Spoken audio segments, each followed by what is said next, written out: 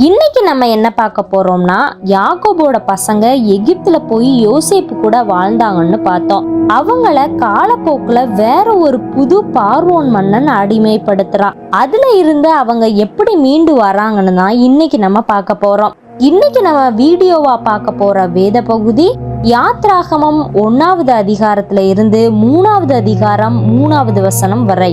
யோசேப்பும் அவனோட அண்ணன் தம்பிகள் அவங்க தலைமுறையை எல்லாரும் மறிச்சிட்டாங்க. ஆனா எகிப்துல இஸ்ரவேல் தலைமுறை ரொம்ப அதிகமா பெருகிட்டே இருந்தாங்க. நம்ம யாக்கோபோட வாழ்க்கைய பத்தி பார்க்கும்போது அதுல ஆண்டவர் யாக்கோபுக்கு இஸ்ரவேல்னு பெயர் வச்சாருன்னு பார்த்தோம். இஸ்ரவேல் தலைமுறைனா வேற யாரும் இல்லைங்க, யாக்கோபோட தலைமுறைகள் தான். இவர்களோட ஜனத்தொகை ரொம்ப அதிகமா ஆயிட்டே இருந்துச்சு. யோசேப்பை பத்தி தெரியாத புது ராஜா ஒருத்தன் எகிப்துல ஆட்சி செய்ய ஆரம்பிச்சான். அவன் இஸ்ரவேல் மக்கள் ரொம்ப அதிகமா இருக்காங்கன்னு பார்த்து எகிப்துக்கு எதிராக போருக்கு வந்துடக்கூடாதுன்றதுக்காக அவங்கள சுமக்கிற வேலைய செய்யறதுக்காக அவங்க எல்லாரையும் அடிமைகளாக்கி அவங்கள வச்சு பித்தோம், ராமசேஸ் அப்படின்னு 2 பட்டணங்களை கெட்ட வச்சான். பார்வோன் இஸ்ரவேல் மக்களை அதிக வேலையினால அவங்கள கொடுமைப்படுத்தினான். ஆனாலும் அவங்க ஜனக்கூட்டம் பெருகிட்டே இருக்கிறத பார்த்து எகிப்தை சேர்ந்த நர்ஸ் சிப்பிரால் பூவால்னு 2 பேர்கிட்ட இஸ்ரவேல் மக்களுக்கு பிறக்கிற ஆண் குழந்தைகளை மட்டும் கொலை செய்ய சொல்லி பார்வோன் சொல்றான். ஆனா அவங்க தேவனுக்கு பயந்தனால அப்படி கொலை செய்யல. இன்னும் ஆண் பிள்ளைகள் உயிரோடு இருக்கிறத பார்த்த பார்வோன் பிறந்த ஆண் குழந்தைகளை எல்லாம் நதியில தூக்கி போட சொல்லி கட்டளையிட்டான். இஸ்ரவேல் மக்கள்ல ஒரு பெண் கர்ப்பவதியாகி ஒரு ஆண் பிள்ளைய பெறுதா. அந்த குழந்தை அழகா இருக்கிறத பார்த்து அது எகிப்தியருக்கு தெரியாம 3 மாசம் ஒளிச்சு வச்சிருந்தா. இதுக்கப்புறம் அந்த குழந்தைய ஒளிச்சு வைக்க முடியாததுனால அவ குழந்தைய ஒரு பெட்டியில வச்சு ஆத்துல விட்டுட்டா. பார்வோனோட மகா ஆத்துல குளிக்க வந்தபோது குழந்தை அழுகிற சத்தத்தை கேட்டு அந்த குழந்தைய எடுத்து அது எபிரேய குழந்தைன்னு பார்த்து அந்த குழந்தை மேல இறக்கப்பட்டு அந்த குழந்தைய தான் வச்சு வளர்க்கலான்னு முடிவு பண்ணா. பார்வோனோட மகள் அந்த குழந்தைய பராமரிக்க எபிரேய பெண் ஒருத்திய கூட்டிட்டு வர சொல்லி தன்னோட வேலைக்காரிட்ட கட்டளையிடுதா. அந்த வேலைக்காரியும் போய் பிள்ளையோட அம்மாவையே கூட்டிட்டு வந்து அவளை வச்சு பராமரிச்சா. அந்த குழந்தை வளர்ந்ததும் பார்வோனோட மகள் அவனுக்கு மோசேன்னு பெயர் வச்சா.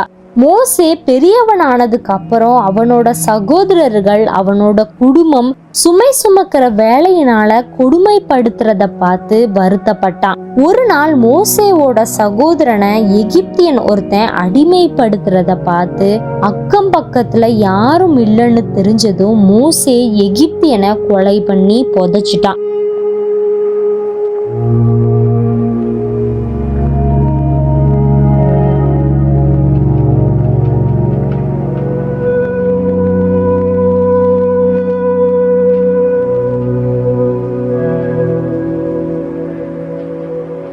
பார்வோனுக்கு இந்த விஷயம் தெரிய வந்ததும் மோசேவை கொலை பண்றதுக்கு பார்வோன் பிளான் பண்ணான். மோசே பார்வோன்ட்ட இருந்து தப்பிச்சு மீதியான்ல தேசத்துல போய் தங்கி இருந்தான். மீதியான் தேசத்துல ஒரு ஆசாரியனுக்கு 7 பெண் பிள்ளைகள் இருந்தாங்க. ஆசாரியன்னா சர்ச் ஃபாதர்னு அர்த்தம் எடுத்துக்கலாம். அந்த ஆசாரியனோட பொண்ணுங்க ஆடுகளுக்கு தண்ணி காட்டுறதுக்காக ஒரு கிணத்து பக்கத்துல வந்தாங்க.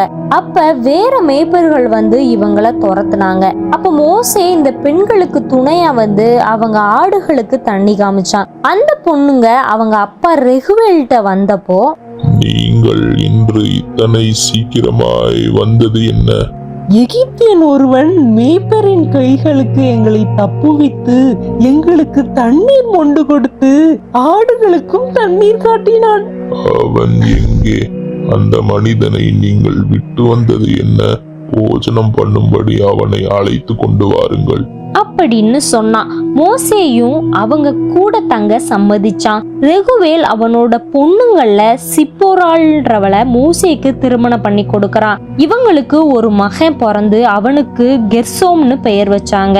கொஞ்ச நாள் போனதுக்கு அப்புறம் எகிப்து ராஜாவான பார்வோன் மரிச்சிட்டான். இஸ்ரவேல் மக்கள் அடிமைத்தனத்துல இருந்ததுனால அவங்க ஆண்டவரை நோக்கி ஜெபிச்சாங்க.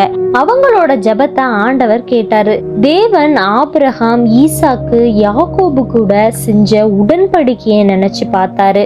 மோசே மீதியான் தேசத்துக்கு ஆசாரியனான அவன் மாமனோட ஆடு மேய்ச்சிட்டு இருந்தான். அவன் ஆட்டு மேய்க்க வனாந்தரத்துக்கு போனப்போ அங்க ஒரு முட்செடி பயங்கரமா எரிஞ்சிட்டு இருந்துச்சு. ஆனா அந்த செடி வெந்து போகாமலும் கருகாமலும் இருந்துச்சு. இத பார்த்து மோசே, அது எப்படி செடி எரிஞ்சும் வேகாம இருக்கு? நான் கிட்ட போய் பார்க்க போறேன். மோசே செடிக்கு பக்கத்துல வர்றத பார்த்த நம்ம ஆண்டவர், மோசே, மோசே, இதோ அடியேன். இங்கே கிட்டி சேராயாக. உன் கால்களில் இருக்கிற பாதரட்சையை கழற்றி போடு. நீ நிற்கிற இடம் பரிசுத்த பூமி. நான் ஆபிரகாமின் தேவனும் ஈசாக்கின் தேவனும் யாக்கோபின் தேவனுமாகிய உன் பிதாக்களுடைய தேவனாய் இருக்கிறேன். எகிப்தில் இருக்கிற என் ஜனத்தின் உபத்திரவத்தை நான் பார்த்து ஆளோட்டிகளின் நிமித்தம் அவர்கள் இடுகிற கூக்குரலை கேட்டேன். அவர்கள் படுகிற வேதனைகளையும் அறிந்திருக்கிறேன்.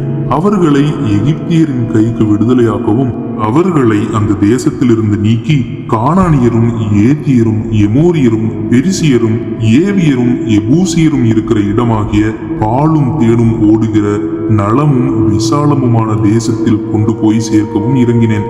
நீ இஸ்ரவேல் புத்திரராகிய என் ஜனத்தை எகிப்திலிருந்து அழைத்து வரும்படி உன்னை பார்வோனிடத்துக்கு அனுப்புவேன், வா அப்படின்னு சொன்னாரு. அப்ப மோசே ஆண்டவரை பார்த்து, பார்வோனிடத்துக்கு போகவும் இஸ்ரவேல் புத்திரரை எகிப்திலிருந்து அழைத்து வரவும் நான் எம்மாத்திரம்? நான் உன்னோட இருப்பேன். நீ ஜனத்தை எகிப்திலிருந்து அழைத்து வந்த பின் நீங்கள் இந்த மலையில் தேவனுக்கு ஆராதனை செய்வீர்கள். நான் உன்னை அனுப்பினேன் என்பதற்கு இதுவே அடையாளம். நான் இஸ்ரவேல் புத்திரரிடத்தில் போய் உங்கள் பிதாக்களுடைய தேவன் உங்களிடத்தில் என்னை அனுப்பினார் என்று அவர்களுக்கு சொல்லும்போது அவருடைய நாமம் என்ன என்று அவர்கள் என்னிடத்தில் கேட்டால் நான் அவர்களுக்கு என்ன சொல்லுவேன்? இருக்கிறவராகவே இருக்கிறேன் என்பவர் உங்களிடத்தில் அனுப்பினார் என்று இஸ்ரவேல் புத்திரரோட சொல்வாயாக அப்படின்னு ஆண்டவர் சொன்னாரு. ஆண்டவர் மோசேவை பார்த்து, ஆபிரகாமோட தேவனும் ஈசாக்கோட தேவனும் யாக்கோபோட தேவனும் உங்களோட மூதாதையர்களோட தேவனான கர்த்தர் என்னை அனுப்புனாருன்னு சொல்லு. நீ போய் மக்களை கூட்டி இங்க நீ பார்த்ததையும் கேட்டதையும் சொல்லு. ஆண்டவர் நம்மளோட அடிமைத்தனத்தை மாத்தி பாலும் தேனும் ஓடுற கானான் தேசத்துக்கு நம்மள கூட்டிட்டு போவேன்னு வாக்கு கொடுத்தாருன்னு சொல்லு. ஆனா எகிப்து ராஜா பார்வோன் உங்களை போக விட மாட்டான். எகிப்துல நான் செய்யற நிறைய அற்புதங்களை நீங்க பார்க்க போறீங்க அப்படின்னு சொன்னாரு. அதற்கு மோசே, அவங்க என்ன நம்ப மாட்டாங்க, இதெல்லாம் ஆண்டவர் உன்கிட்ட சொல்லலன்னு சொல்லுவாங்க. உடனே தேவன், உன் கையில் இருக்கிறது என்ன? அதை தரையிலே போடு.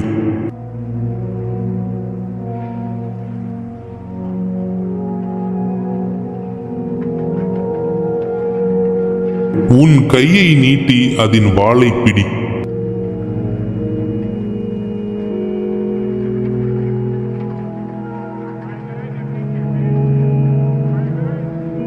உன் கையை உன் மடியிலே போடு. ஆபிரகாமின் தேவனும் ஈசாக்கின் தேவனும் யாக்கோபின் தேவனுமாயிருக்கிற தங்கள் பிதாக்களுடைய தேவனாகிய கர்த்தர் உனக்கு தரிசனமானதை அவர்கள் நம்புவதற்கு இதுவே அடையாளம். அவன் கைய வெளியே எடுக்கும் போது உறைஞ்சு போன மலை மாதிரி கையில வெண்குஷ்டம் பிடிச்சிருந்துச்சு. இந்த 2 அடையாளத்தையும் பார்த்து நம்புவாங்க. அப்படியே அவங்க நம்பலனா ஆத்துல இருந்த தண்ணியை எடுத்து தரையில ஊற்று, அது ரத்தமா மாறும். உடனே மோசே ஆண்டவரை பார்த்து, ஆண்டவரே, எனக்கு ஒழுங்கா பேச வராது, எனக்கு திக்குவாயி அப்படின்னு சொன்னான். உடனே ஆண்டவர், மனுஷனுக்கு வாயை உண்டாக்கினவர் யார்? ஊமையனையும் செவிடனையும் பார்வையுள்ளவனையும் குருடனையும் உண்டாக்கினவர் யார்? கர்த்தராகிய நான் அல்லவா? ஆதலால் நீ போ, நான் உன் வாயோட இருந்து நீ பேச வேண்டியதை உனக்கு போதிப்பேன். மோசே உங்களுக்கு பிடிச்ச வேற யாரையாவது அனுப்பி வைங்கன்னு சொன்னான். ஆண்டவர் கோபமா மோசேவை பார்த்து, லேவியனாகிய ஆரோன் உன் சகோதரன் அல்லவா? அவன் நன்றாய் பேசுகிறவன் என்று அறிவேன்.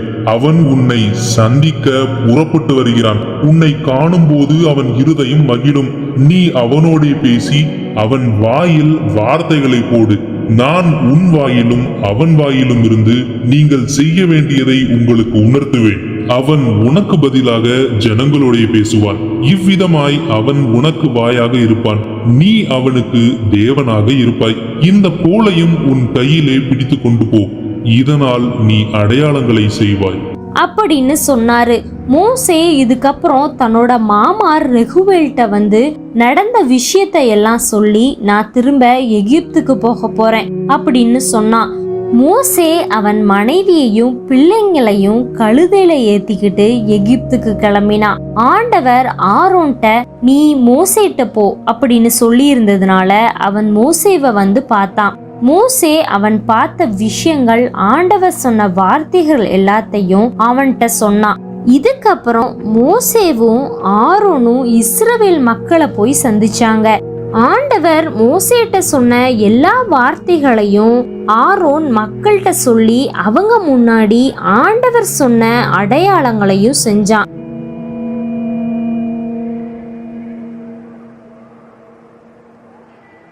மக்களும் ஆண்டவர் மேல நம்பிக்கை வச்சு ஆண்டவரை ஆராதிச்சாங்க.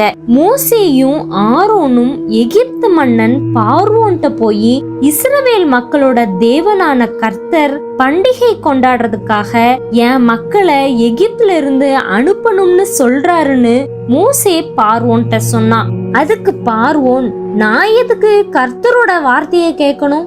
எனக்கு கர்த்தர் யாருன்னே தெரியாது. நான் இஸ்ரவேல் மக்களை போக விட மாட்டேன்னு சொன்னான். அதுக்கு மோசேயும் ஆரோனும் எங்க மக்களை ஆண்டவருக்கு பலி செலுத்த போக விடலனா எங்க மேல கொள்ளை நோயும் அழிவும் வரும்னு சொன்னான். அதுக்கு பார்வோன், நீங்க மக்களை வேலை செய்ய விடாம தடுக்கிறது என்னன்னு கேட்டு அவங்கள அனுப்பி விட்டான். இதுக்கு அப்புறம் பார்வோன் சுமக்கிற வேலை செய்யும் இஸ்ரவேல் மக்களை கண்காணிக்கிற அதிகாரிய கூப்பிட்டு, இந்த மக்கள் செய்யற செங்கல் வேலைக்கு நீங்க எப்பவும் போல இனிமேல் வைக்கோல் கொடுக்காதீங்க. அவங்களுக்கு தேவையான வைக்கோலை அவங்களே தேடிக்கட்டும். ஆனா நம்ம வைக்கோல் கொடுத்துட்டு இருந்தப்போ அவங்க எவ்வளவு வேலை செஞ்சாங்களோ அதே வேலைய இப்பவும் செய்யணும்னு கட்டளை போட்டான். அதிகாரிகளும் போய் மக்கள்கிட்ட பார்வோன் சொன்ன மாதிரியே சொன்னாங்க. மக்கள் அவங்க வேலைக்கு தேவையான வைக்கோலை தேடி சுற்றி திரிந்து வந்து அவங்க முன்னாடி செஞ்ச அளவுக்கு வேலை செய்ய முடியாததுனால எகிப்து அதிகாரிகள் ஏன் முன்னாடி செஞ்ச அளவுக்கு வேலை செய்யலன்னு அவங்கள அடிச்சாங்க. மக்கள் கஷ்டப்படுறனால இஸ்ரவேல் மக்களோட தலைவர்கள் பார்வோன்ட்ட போய் அவங்களோட கஷ்டத்தை சொன்னாங்க. அதுக்கு பார்வோன், நீங்க வேலை இல்லாம சோம்பேறியா இருக்கீங்க, அதனாலதான் ஆண்டவருக்கு பலி செலுத்த போகணும்னு கேக்குறீங்க. நீங்க முன்னாடி செஞ்ச மாதிரியே வேலைய இப்பவும் செய்யணும் அப்படின்னு சொன்னா. இத கேட்டு தலைவர்கள் வருத்தப்பட்டு அவங்களுக்கு பெரிய சோதனை வந்துருச்சுன்னு ஃபீல் பண்ணாங்க. வர்ற வழியில மோசேயையும் ஆரோனையும் பார்த்து, நீங்க எங்களை பார்வோன் கையில கொன்னு போடுறதுக்காக வந்தீங்க, இதுக்கு நீங்க ஆண்டவருக்கு பதில் சொல்லணும்னு சொன்னாங்க. இஸ்ரவேல் தலைவர்கள் பார்வோனை போய் பார்த்துட்டு திரும்பி வந்து மோசேவை திட்டினாங்க. இதுக்கப்புறம் மோசே ஆண்டவர்கிட்ட, ஏன் இந்த மக்களை கஷ்டப்படுத்துறீங்க, எதுக்கு என்ன அனுப்புறீங்கன்னு கேட்டான். அதுக்கு ஆண்டவர், பார்வோனுக்கு நான் செய்ய போறத நீ பாப்ப. இஸ்ரவேல் மக்களை எகிப்துல இருந்து ஈசாக்கு யாக்கோபுக்கு நான் வாக்கு கொடுத்த மாதிரி அவங்கள கானான் தேசத்துக்கு போக பண்ணுவேன். நீ மறுபடியும் போய் பார்வோன்ட்ட பேசுன்னு சொன்னாரு. அதுக்கு மோசே, நான் சொல்றத இஸ்ரவேல் மக்களே கேட்க மாட்டாங்க, நம்ப மாட்டாங்க, பார்வோன் எப்படி கேட்பான்னு சொன்னான். அதுக்கு ஆண்டவர், நீங்க போய் பார்வோனை பாருங்க, அவங்களுக்கு முன்னாடி நான் உங்களுக்கு கொடுத்த அடையாளங்களை செஞ்சு காட்டுங்க. அப்போ ஆரோன் தன்னுடைய கோலை தரையிலே போட்டப்போ அது பாம்பா மாறிச்சு. எகிப்து அரண்மனையில இருந்த மந்திரவாதிகளும் அதே மாதிரி கோல்ல இருந்து பாம்பா வர வச்சாங்க. ஆனா ஆரோனோட கோல்ல இருந்து வந்த பாம்பு மற்ற பாம்புகளை முழுங்கிருச்சு.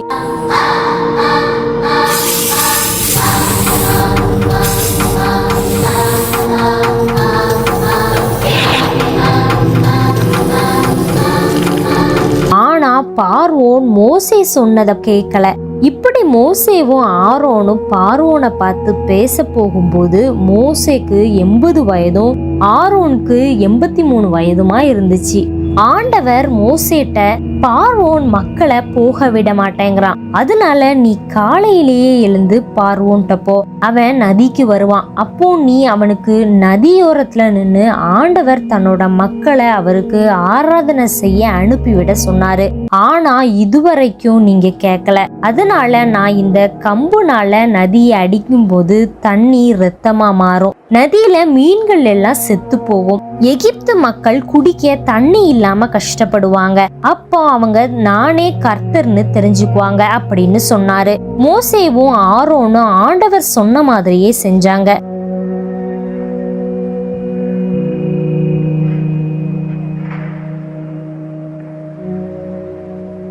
மோசே தண்ணிய ரத்தமா மாத்தின மாதிரியே எகிப்து மந்திரவாதிகளும் தண்ணிய ரத்தமா மாத்தினாங்க.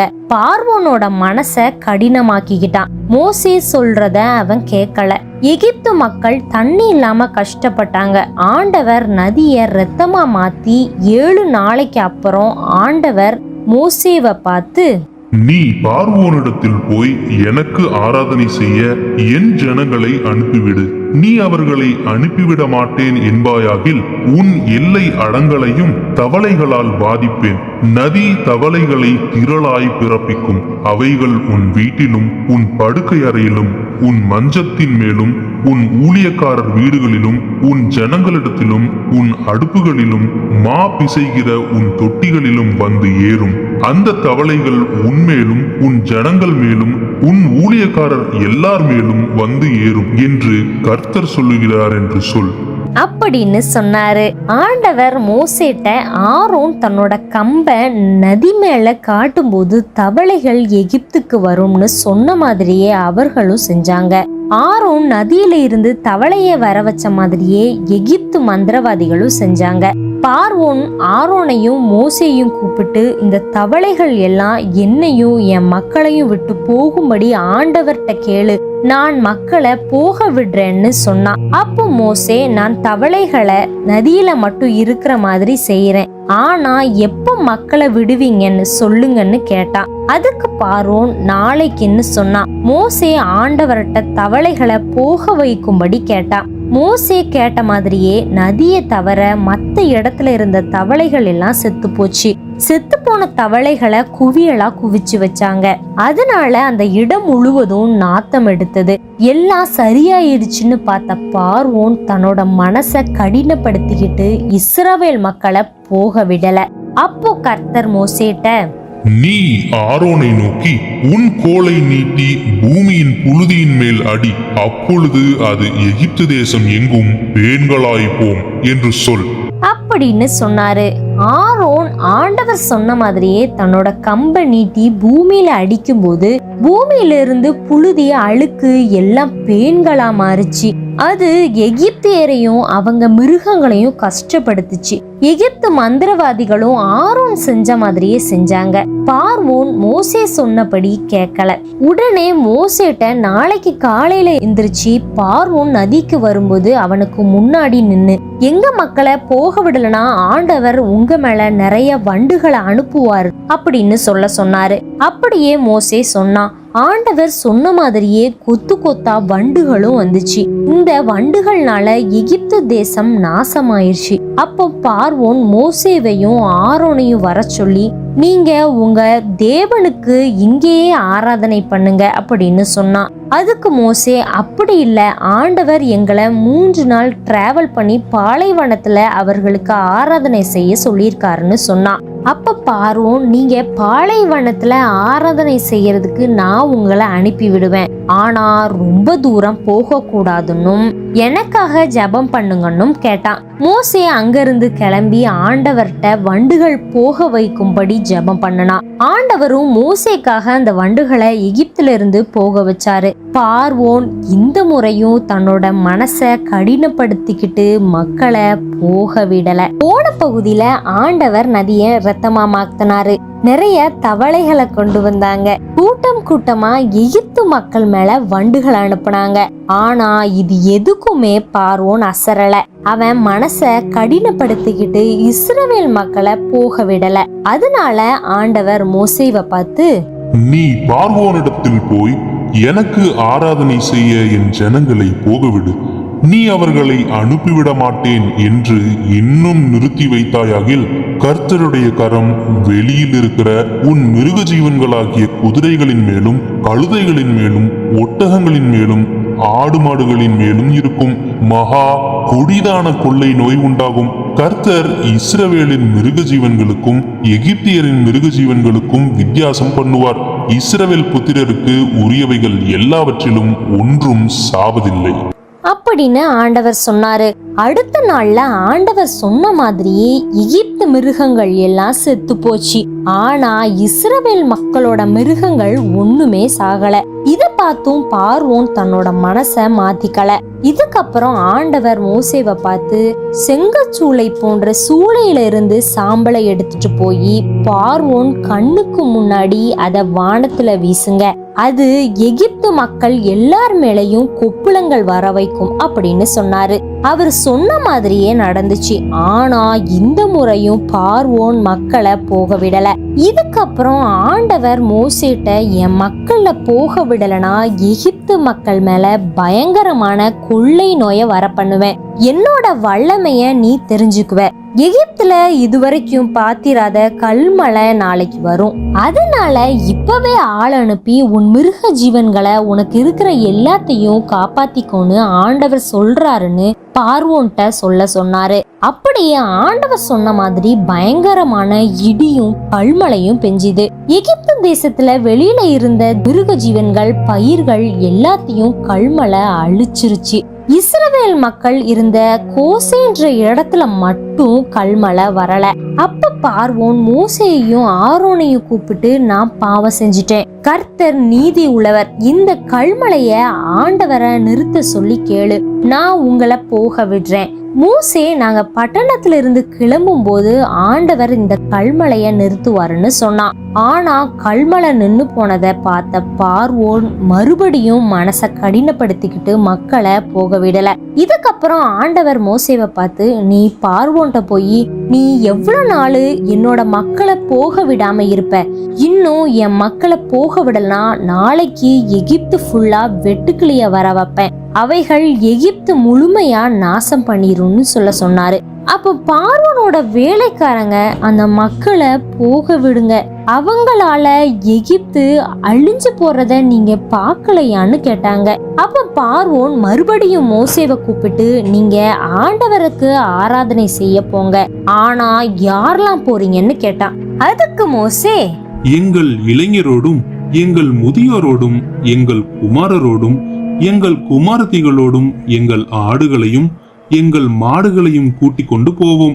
நாங்கள் கர்த்தருக்கு பண்டிகை கொண்டாட வேண்டும் அப்படின்னு சொன்னான். உடனே பார்வோன், அப்படி வேண்டாம், புருஷராகிய நீங்கள் போய் கர்த்தருக்கு ஆராதனை செய்யுங்கள், இதுதானே நீங்கள் விரும்பி கேட்டது அப்படின்னு சொல்லி மோசேவை வெளியே அனுப்பி விட்டான். அப்ப ஆண்டவர் மோசேவை பார்த்து, வெட்டுக்கிளிகள் எகிப்து தேசத்தின் மேல் வந்து கல்மழையினால் அழியாத பூமியின் பயிர் வகைகளை எல்லாம் பட்சிக்கும்படிக்கு எகிப்து தேசத்தின் மேல் உன் கையை நீட்டு.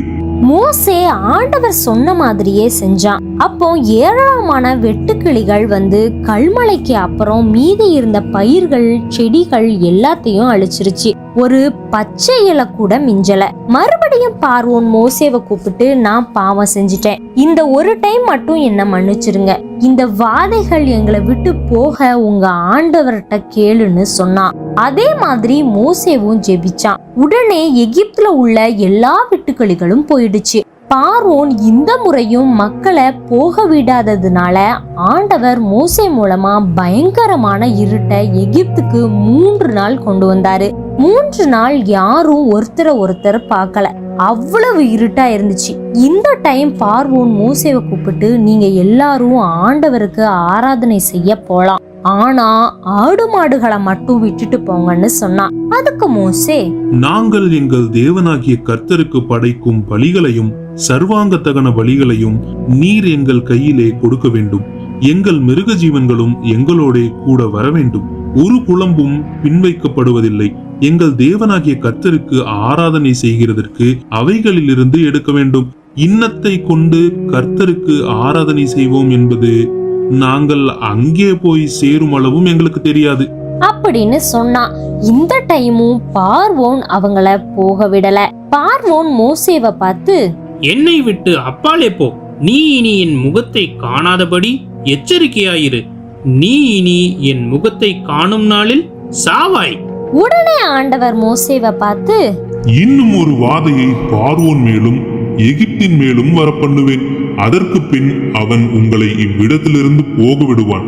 சமூலமாய் உங்களை போக விடுவதும் அல்லாமல் உங்களை இவ்விடத்திலிருந்து துரத்தியும் விடுவான் அப்படின்னு சொன்னாரு. அது மட்டும் இல்லாம ஆண்டவர் நடுராத்திரியில நான் சங்கார தூதனை அனுப்புவேன். அதாவது சங்காரம்னா கொலை செய்யறதுன்னு அர்த்தம். எகிப்துல பார்வோன் மன்னனோட முதல் பிள்ளையில இருந்து எகிப்துல உள்ள ஒவ்வொரு வீட்டுல இருக்கிற முதல் பிள்ளையையும் மிருக ஜீவன்கள்ல உள்ள முதல் குட்டியையும் இதுல அழியும். இதுல இருந்து இஸ்ரவேல் மக்கள் தப்புவிக்க ஒரு வயசு உள்ள ஆண் ஆட்டுக்குட்டிய எடுத்து அதோட ரத்தத்தை அவங்க வீட்டு நிலையில பூச சொன்னாரு.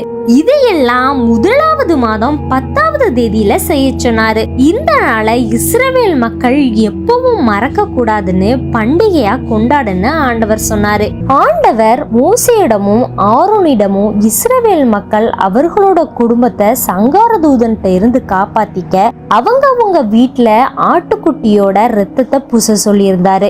ஆண்டவர் சொன்ன மாதிரியே இஸ்ரவேல் மக்கள் செஞ்சாங்க.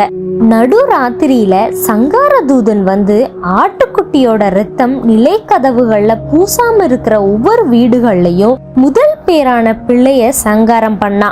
பார்வோனோட வீட்டுல தொடங்கி எல்லா மக்களோட வீட்லயும் சாவு வந்துச்சு. மிருக ஜீவன்கள்லயும் முதல்ல பிறந்தது எல்லாம் செத்து போச்சு. அப்போ எகிப்துல சாவு இல்லாத ஒரு வீடும் இல்ல. பயங்கரமான கூக்குரலும் அழுகுரலும் எகிப்துல உண்டாச்சு. ராத்திரியிலே பார்வோன் மோசேவை கூப்பிட்டு, நீங்க எல்லாரும் என் மக்களை விட்டு கிளம்பி போங்க. நீங்க கேட்ட மாதிரியே ஆடுகளையும் மாடுகளையும் எடுத்துட்டு போங்க அப்படின்னு சொன்னான். எகிப்து மக்கள் எல்லாரும், நாங்கெல்லாம் செத்துக்கிட்டு இருக்கோம், உடனே இந்த இஸ்ரவேல் மக்களை நம்ம தேசத்துல இருந்து துரத்தி விடுங்க அப்படின்னு பார்வோன்ட்ட கேட்டுக்கிட்டாங்க. இஸ்ரவேல் மக்கள் எகிப்தியர்களோட வீட்டுல போய் வெள்ளியையும் தங்கத்தையும் ஆடைகளையும் கேட்டுக்கிட்டாங்க.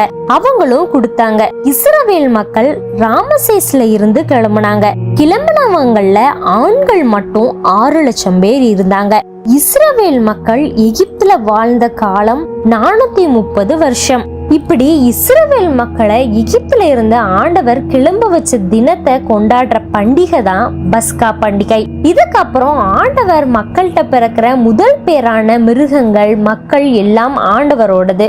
நீங்க எகிப்துல இருந்து கிளம்புன இந்த நாளை நினைச்சு பாருங்க. ஆண்டவர் உங்க முன்னோர்களுக்கு வாக்கு கொடுத்தபடியே பாலும் தேனும் ஓடுற தேசத்துக்கு கூட்டிட்டு போவாரு. நீங்க இனிமேல் புளிப்பு இருக்கிற அப்பத்தை சாப்பிடக்கூடாதுன்னு ஒவ்வொரு வருஷமும் இந்த நாளை நினைச்சு பார்த்து இந்த பண்டிகையை கொண்டாடணும்னு சொன்னாரு. பார்வோன் மக்களை போக விட்டதுக்கு அப்புறம் மக்கள் பெலிஸ்தர் தேசத்து வழியா போனா போர் வரும், சண்டை வந்தா மக்கள் வேதனையாகி எகிப்துக்கு திரும்ப போயிருவாங்கன்றதுனால பெலிஸ்தரோட தேசத்து வழியா போனா பக்கமா இருந்தாலும் ஆண்டவர் அந்த வழியா கூட்டிட்டு போகாம செங்கடல் வழியா மக்களை சுத்தி போக வச்சாங்க. மோசே தான் போகும்போது யோசேப்போட எலும்புகளையும் தான் கூட எடுத்துட்டு போனான். யோசேப்பு இறந்து போறதுக்கு முன்னாடி என்னோட எலும்புகளை முன்னோர்கள் வச்சிருக்கும் இடத்துல வைக்க சொல்லி கேட்டிருந்தனால இப்படி வச்சிருந்தான். மக்கள் ஏத்தாம்ன்ற இடத்துல தங்குனாங்க. அவங்க பகல்ல நடக்கும்போது மேகங்கள்ல வச்சு வெயில் வராத மாதிரியும், இரவுல நடக்கும்போது நல்லா வெளிச்சம் இருக்கிற மாதிரி நெருப்புனாலையும் இஸ்ரவேல் மக்களை ஆண்டவர் பாதுகாத்தாங்க. ஆண்டவர் மோசேட்ட, நீங்க மீத்தோலுக்கும் கடலுக்கும் நடுவுல இருக்கிற பாகால் செபுலுக்கு முன்னாடி இருக்கிற ஈரோத்துல தங்க சொல்லி ஆண்டவர் சொல்லியிருந்தாரு. ஆண்டவர் சொன்ன மாதிரியே கடற்கரையில தங்கினாங்க. இஸ்ரவேல் மக்கள்லாம் எகிப்துல இருந்து போய்விட்டாங்கன்னு பார்வோன் கேள்விப்பட்ட உடனே அவன் மனசு மாறி நமக்கு வேலை செய்யற இஸ்ரவேல் மக்கள் போய்விட்டது என்னன்னு சொல்லி 600 ரதங்களையும் வீரர்களையும் கூட்டிட்டு இஸ்ரவேல் மக்களை துரத்திட்டு போனான். இப்படி பார்வோன் இஸ்ரவேலை பின்தொடர்ந்து வந்து அவங்க தங்கி இருக்கிற இடத்துக்கு பக்கத்துல வந்துட்டாங்க. பார்வோனும் அவன் வீரர்களும் வர்றத பார்த்த இஸ்ரவேல் மக்கள் பயந்து மோசிட்ட போய், எகிப்திலே பிரேத குழிகள் இல்லை என்றா வனாந்தரத்திலே சாகும்படிக்கு எங்களை கொண்டு வந்தீர்? நீர் எங்களை எகிப்திலிருந்து புறப்பட பண்ணினதால் எங்களுக்கு இப்படி செய்தது என்ன? நாங்கள் எகிப்திலே இருக்கும்போது நாங்கள் எகிப்தியருக்கு வேலை செய்ய எங்களை சும்மா விட்டுவிடும் என்று சொன்னோம் அல்லவா? நாங்கள் வனாந்திரத்திலே சாகிறதை பார்க்கிலும் எகிப்தியருக்கு வேலை செய்கிறது எங்களுக்கு நலமாயிருக்குமே. அப்ப மோசே, பயப்படாதிருங்கள், நீங்கள் நின்று கொண்டு இன்றைக்கு கர்த்தர் உங்களுக்கு செய்யும் இரட்சிப்பை பாருங்கள். இன்றைக்கு நீங்கள் காண்கிற எகிப்தியரை இனி என்றைக்கும் காண மாட்டீர்கள். கர்த்தர் உங்களுக்காக யுத்தம் பண்ணுவார், நீங்கள் சும்மா இருப்பீர்கள்.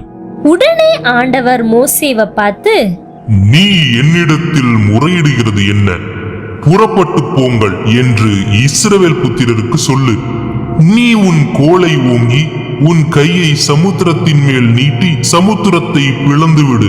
அப்பொழுது இஸ்ரவேல் புத்திரர் சமுத்திரத்தின் நடுவாக வெட்டாந்தரையிலே நடந்து போவார்கள். எகிப்தியர் உங்களை பின்தொடர்ந்து வரும்படி நான் அவர்கள் இருதயத்தை கடினப்படுத்தி பார்வோனாலும் அவன் ரதங்கள் குதிரை வீரர் முதலாகிய அவனுடைய எல்லா இராணுவத்தாலும் மகிமைப்படுவேன். இப்படி நான் பார்வோனாலும் அவன் ரதங்களாலும் அவன் குதிரை வீரராலும் மகிமைப்படும் போது நானே கர்த்தர் என்பதை எகிப்தியர் அறிவார்கள் அப்படின்னு சொன்னாங்க. எகிப்து வீரர்கள் இஸ்ரவேல் மக்கள் பக்கத்துல வராத மாதிரி இஸ்ரவேல் மக்களுக்காக இருந்த மேகங்கள் எல்லாம் இஸ்ரவேல் மக்களுக்கும் பார்வோனோட வீரர்களுக்கும் நடுவுல இருந்துச்சு. மோசே அவனோட கைய கடலுக்கு மேல நீட்டும் போது ஆண்டவர் நைட்டு ஃபுல்லா பயங்கரமான கீழ்காத்த அனுப்பி கடல்ல இருக்கிற தண்ணி ஒதுங்கும்படி செஞ்சாரு.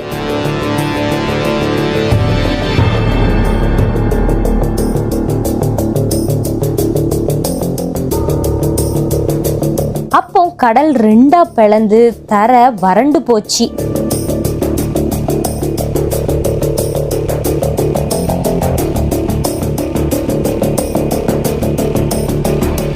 இஸ்ரவேல் மக்கள் 2 பிளந்த கடலுக்கு நடுவுல இருந்து வறண்டு போன தரையில இறங்கி நடந்து போனாங்க. அங்க 2 பக்கமும் கடல் தண்ணி சுவர் மாதிரி இருந்துச்சு. எகிப்து மக்கள் நடந்து போறத பார்த்த பார்வோனோட வீரர்கள் அவங்க கூட இருந்த குதிரை வீரர்களோடும் ரதங்களோடும் இஸ்ரவேல் மக்கள் பின்னாடியே கடலுக்கு நடுவுல இறங்க ஆரம்பிச்சாங்க. அப்போ ஆண்டவர் வானத்துல இருந்து நெருப்புனால அந்த எகிப்து வீரர்களை கலங்கடிச்சாங்க. அவங்களோட ரதங்கள்ல இருந்து சக்கரங்கள் கலண்டு போச்சு. அவங்களும் ரொம்ப கஷ்டப்பட்டு தான் ரதங்களை ஓட்டுனாங்க. அப்போ எகிப்து வீரர்கள் இஸ்ரவேல் மக்களை விட்டு ஓடி போவோம் வாங்க, ஆண்டவர் அவங்க பக்கம் இருந்து நமக்கு எதிரா யுத்தம் பண்றாங்க அப்படின்னு சொல்லிக்கிட்டாங்க. எகிப்து வீரர்கள் 2 பிளந்து இருந்த கடலுக்கு நடுவுல இஸ்ரவேல் மக்களுக்கு பின்னாடி வந்துட்டு இருக்கும்போது ஆண்டவர் மோசேவை பார்த்து, ஜலம் எகிப்தியர் மேலும் அவர்களுடைய ரதங்கள் மேலும் அவர்களுடைய குதிரை வீரர் மேலும் திரும்பும்படிக்கு உன் கையை சமுத்திரத்தின் மேல் நீட்டு அப்படின்னு சொன்னாரு. அப்போ மோசே ஆண்டவர் சொன்ன மாதிரியே கடலுக்கு மேல அவன் கையை நீட்டும் போது கடல் தண்ணி வந்துட்டு இருந்த எகிப்தியர் மேல பாஞ்சி அவங்கள மூழ்கடிச்சிருச்சு. இதுல எகிப்து வீரர் ஒருத்தர் கூட தப்பல. இந்த மாதிரி ஆண்டவர் இஸ்ரவேல் மக்களை எகிப்தியர்ட்ட இருந்து தப்ப வச்சாரு.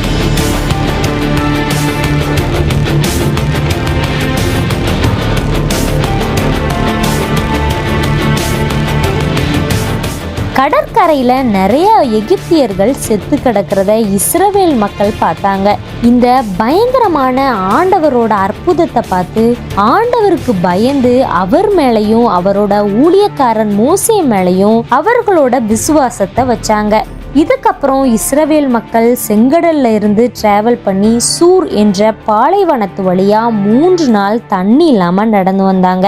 அப்போ மாறான்ற இடத்துக்கு வந்தப்போ அங்க இருந்த தண்ணி கசப்பா இருந்ததுனால அந்த தண்ணிய அவங்களால குடிக்க முடியாம இருந்துச்சு. அப்போ மக்கள் மோசேக்கு எதிராக குடிக்க தண்ணி இல்லாம எதை குடிப்போம் அப்படின்னு முணுமுணுத்தாங்க. மோசே ஆண்டவர்கிட்ட ஜெபம் பண்ணினா. அப்போ ஆண்டவர் மோசேக்கு ஒரு மரத்தை காமிச்சாரு. அப்போ அந்த மரத்தோட கிளைகளை தண்ணியில போட்ட உடனே அந்த கசப்பான தண்ணி செம்ம டேஸ்டா மாறிடுச்சு. அப்போ ஆண்டவர், நீ உன் தேவனாகிய கர்த்தரின் சத்தத்தை கவனமாய் கேட்டு அவர் பார்வைக்கு செம்மையானவைகளை செய்து அவர் கட்டளைகளுக்கு செவி கொடுத்து அவருடைய நியமங்கள் யாவையும் கை கொண்டால் நான் எகிப்திற்கு வரப்பண்ண வியாதிகளில் ஒன்றையும் உனக்கு வரப்பண்ணேன். நானே உன் பரிகாரியாகிய கர்த்தர் அப்படின்னு கட்டளையிட்டாரு. இதுக்கப்புறம் அவங்க ஏலின்ற இடத்துக்கு வந்தாங்க. அங்க 12 நீரூத்தும் 70 பேரீச்சை மரங்களும் இருந்துச்சு. அங்கேயே தங்கினாங்க. இதுக்கப்புறம் இஸ்ரவேல் மக்கள் அங்க இருந்து கிளம்பி ஏலிமுக்கும் சீனாய்க்கும் நடுவுல இருந்த சீன் பாலைவனத்துல எகிப்துல இருந்து கிளம்பி 2 மாசம் 15வது நாள்ல போய் சேர்ந்தாங்க. அப்போ இஸ்ரவேல் மக்கள் மோசேக்கும் ஆரோனுக்கும் எதிரா முறுமுறுத்து, நாங்க எகிப்துல இருக்கும்போது கறியும் சாப்பிட அப்பம், அதாவது பிரெட்டும் திருப்தியா கிடைச்சிது. இங்க பாலைவனத்துல எங்களை கூட்டிட்டு வந்து எங்களை பட்டினியில கொல்ல பாக்குறீங்கன்னு சொன்னாங்க. அப்போ ஆண்டவர் மோசேவை பார்த்து, நான் உங்களுக்கு வானத்திலிருந்து அப்பம் வருஷிக்க பண்ணுவேன். ஜனங்கள் போய் ஒவ்வொரு நாளுக்கு வேண்டியதை ஒவ்வொரு நாளிலும் சேர்த்து கொள்ள வேண்டும். அதனால் அவர்கள் என் நியாய பிரமாணத்தின்படி நடப்பார்களோ நடக்க மாட்டார்களோ என்று அவர்களை சோதிப்பேன். 6ஆம் நாளிலோ அவர்கள் நாள்தோறும் சேர்க்கிறதை பார்க்கிலும் 2 தனையாய் சேர்த்து அதை ஆயத்தம் பண்ணி வைக்க கடவர்கள். மோசேயும் ஆரோனும் இஸ்ரவேல் மக்களை பார்த்து, ஆண்டவர் தான் உங்களை எகிப்துல இருந்து கிளம்ப வச்சாருன்னு இன்னைக்கு சாயந்தரம் தெரிஞ்சுக்குவீங்க. நீங்க முறுமுறுத்தது எங்களுக்கு எதிரா இல்ல, ஆண்டவருக்கு எதிரா. சாயந்தரம் நீங்க சாப்பிட கறியும் காலையில சாப்பிட அப்பமும் உங்களுக்கு திருப்தியா கிடைக்கும் போது அது உங்களுக்கு தெரியும் அப்படின்னு சொன்னான். மோசே ஆரோனை பார்த்து, இஸ்ரவேல் மக்கள் எல்லாரையும் கூப்பிட்டு ஆண்டவர் உங்க முறுமுறுப்பை கேட்டுட்டாருன்னு சொல்லு. ஆண்டவர் மோசேவை பார்த்து, இஸ்ரவேல் புத்திரரின் முறுமுறுப்புகளை கேட்டிருக்கிறேன். நீ அவர்களோட பேசி, நீங்கள் சாயங்காலத்தில் இறைச்சியை புசித்து விடியற்காலத்தில் அப்பத்தால் திருப்தியாகி நான் உங்கள் தேவனாகிய கர்த்தர் என்பதை அறிந்து கொள்வீர்கள் என்று சொல் அப்படின்னு சொன்னாங்க. சாயந்தர நேரத்துல காடைகள் வந்து அவங்க இருந்த வனாந்தரத்தை சுத்தி விழுந்திருந்துச்சு. விடியும் போது அவங்க இருந்த இடத்தை சுற்றி பனி பெஞ்சு இருந்துச்சு. அந்த பனியெல்லாம் போனதுக்கு அப்புறம் சின்னதா உறைஞ்சு போன பனிக்கட்டி மாதிரி தரையில ஏதோ விழுந்திருந்துச்சு. மக்கள் அதை பார்த்து அது என்னன்னு தெரியாம இருந்தாங்க. அப்போ மோசே அவங்கள பார்த்து, இது கர்த்தர் உங்களுக்கு புசிக்க கொடுத்த அப்பம். கர்த்தர் கட்டளையிடுகிறது என்னவென்றால், அவரவர் புசிக்கும் அளவுக்கு தக்கதாக அதில் எடுத்து சேர்க்க கடவீர்கள். உங்களில் உள்ள ஆத்துமாக்களின் இலக்கத்தின்படி அவனவன் தன் தன் கூடாரத்தில் இருக்கிறவர்களுக்காக தலைக்கு ஒரு ஓமர் அளவு எடுத்துக்கொள்ள கடவன் அப்படின்னு சொன்னாரு. மக்களும் மோசே சொன்ன மாதிரியே செஞ்சு சில பேர் அதிகமாகவும் சில பேர் கம்மியாகவும் சேர்த்தாங்க. மோசே ஏற்கனவே மக்கள்கிட்ட நீங்க சேர்க்கிறத அதிகாலை வரைக்கும் மிச்சம் வைக்க கூடாதுன்னு சொல்லி இருந்தோம். மோசே சொன்னதை கேட்காம சில பேர் மிச்சம் வச்சிருந்தாங்க. அதுல பூச்சி பிடிச்சி நாத்தம் எடுக்க ஆரம்பிச்சிருச்சு. மோசே அவங்க மேல கோபமா இருந்தாரு. 6வது நாள்ல மக்கள் 7வது நாளைக்கு தேவையான உணவை சேமிக்கும் போது அது கெட்டு போகவும் இல்லை, பூச்சி பிடிக்கவும் இல்லை.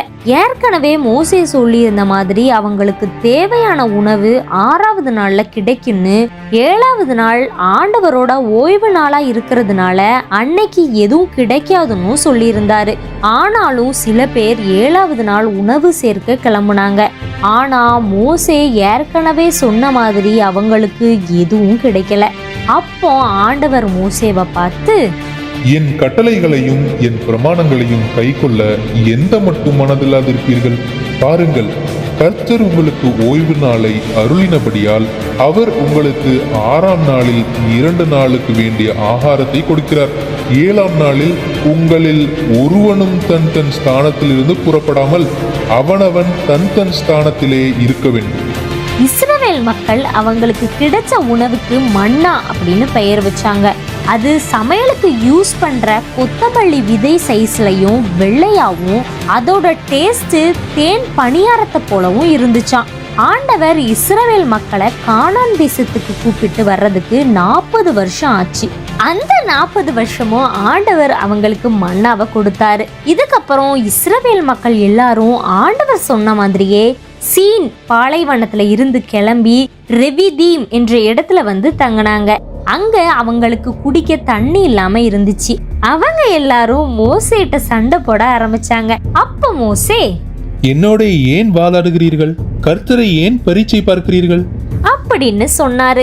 அதுக்கு அந்த மக்கள், நீங்க எங்களையும் எங்களோட பிள்ளைங்களையும் எங்க ஆடு மாடுகளையும் தண்ணி இல்லாம கொல்றதுக்கு தானே எகிப்துல இருந்து எங்க எங்களை கூட்டிட்டு வந்தீங்க அப்படின்னு சொன்னாங்க. அப்ப மோசே ஆண்டவரை பார்த்து, இந்த ஜனங்களுக்கு நான் என்ன செய்வேன்? இவர்கள் என் மேல் கல்லெறிய பார்க்கிறார்களே. நீ இஸ்ரவேல் மூப்பரில் சிலரை உன்னோடே கூட்டிக் கொண்டு நீ நதியை அடித்த உன் கோலை உன் கையிலே பிடித்துக்கொண்டு ஜனங்களுக்கு முன்னே நடந்து போ. அங்கே ஓரேபிலே நான் உனக்கு முன்பாக கன்மலையின் மேல் நிற்பேன். அந்த கன்மலையை அடி. அப்பொழுது ஜனங்கள் குடிக்க அதிலிருந்து தண்ணீர் புறப்படும் அப்படின்னு ஆண்டவர் சொன்னாரு. ஆண்டவர் சொன்ன மாதிரியே மோசேவும் செஞ்சான். இஸ்ரவேல் மக்கள் எல்லாரும் மோசேட்ட முறுமுறுத்ததுனாலையும் ஆண்டவர் எங்க நடுவுல இருக்காரா இல்லையான்னு சோதிச்சு பார்த்ததுனால மோசே அந்த இடத்துக்கு மாசானும் மேரிபானும் பெயர் வச்சார்.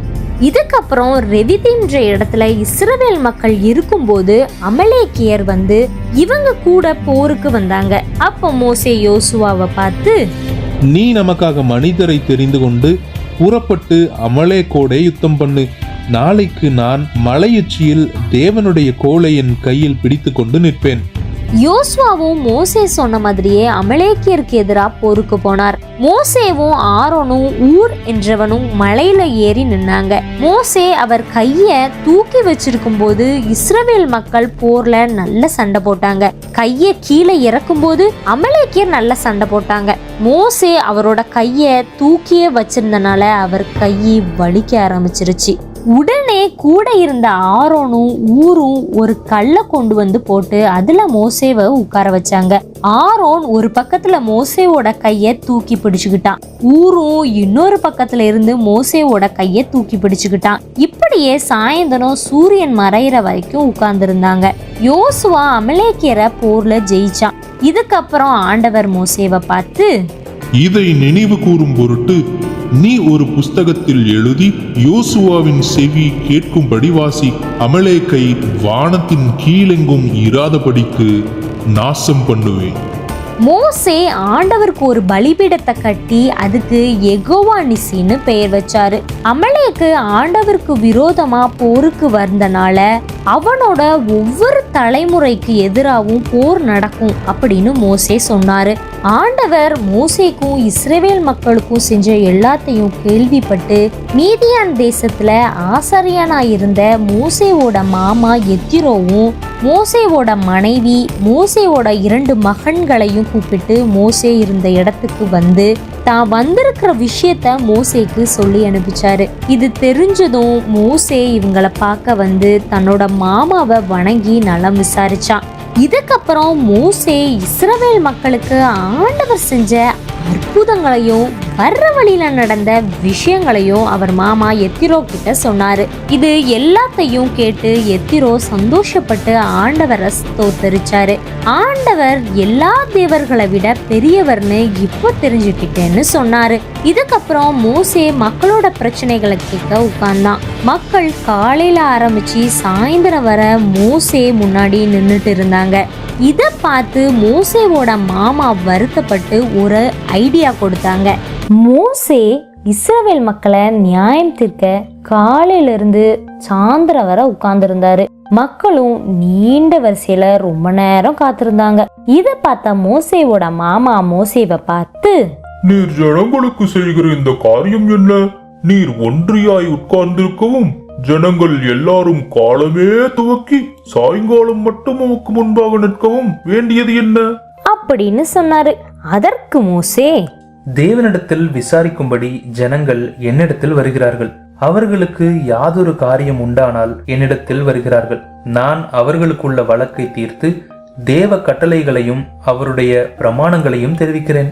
உடனே மோசேவோட மாமா, நீரும் உம்மோடு இருக்கிற ஜனங்களும் தோய்ந்து போவீர்கள். இது உமக்கு மிகவும் பாரமான காரியம்.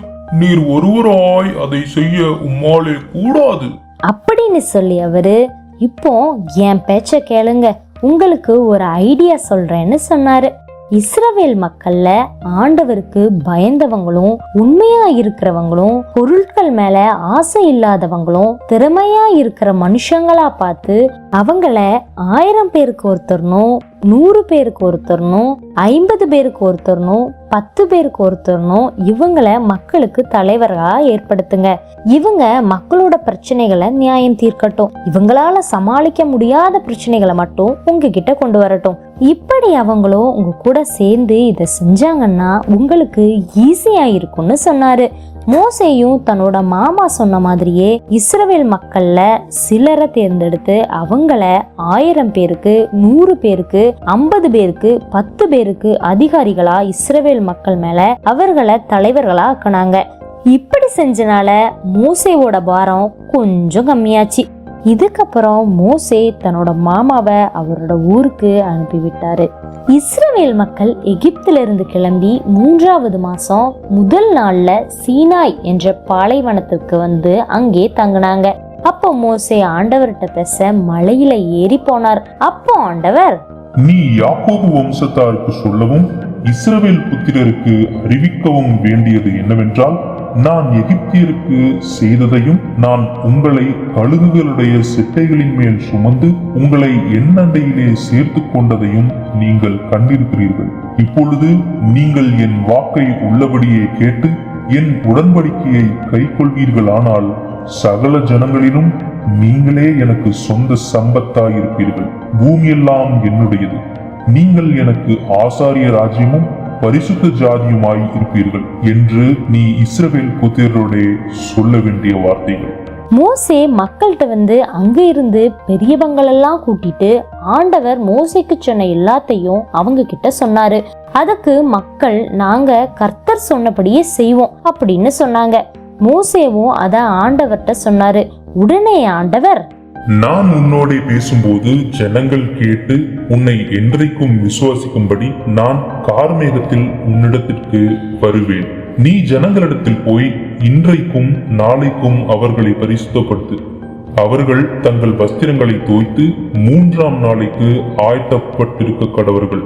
3ஆம் நாளில் கர்த்தர் சகல ஜனங்களுக்கும் பிரத்யட்சமாக சீனாய் மலையின் மேல் இறங்குவார். ஜனங்களுக்கு சுற்றிலும் நீ ஒரு எல்லையை குறித்து அவர்கள் மலையில் ஏறாதபடிக்கு அதன் அடிவாரத்தை தொடாதபடிக்கும் எச்சரிக்கையாயிருங்கள் என்று அவர்களுக்கு சொல். மலையை தொடுகிறவன் எவனும் நிச்சயமாகவே கொல்லப்படுவான். ஒரு கையும் அதை தொடலாகாது. தொட்டால் நிச்சயமாக கல்லெறியுண்டு அல்லது ஊடுருவ எய்யுண்டு சாக வேண்டும். மிருகமானாலும் சரி மனிதனானாலும் சரி உயிரோடே வைக்கப்படலாகாது. எக்காலம் நெடுந்தொனியாய் தொனிக்கையில் அவர்கள் மலையின் அடிவாரத்தில் வரக்கடவர்கள். மோசே மலையில இருந்து இறங்கி மக்கள்கிட்ட வந்து ஆண்டவர் சொன்னது எல்லாம் சொல்லி அவங்கள பரிசுத்தப்படுத்தினாரு. மக்கள் அவங்க ட்ரெஸ் எல்லாம் துவைச்சி மோசே சொன்ன மாதிரியே ரெடி ஆனாங்க. ஆண்டவர் சொன்ன மாதிரியே 3வது நாள் பயங்கரமா இடியும் மின்னலும் மலைக்கு மேல கருமேகங்களும் சூழ்ந்து இருந்துச்சு. பயங்கரமா எக்கால சத்தமும் உண்டாச்சு.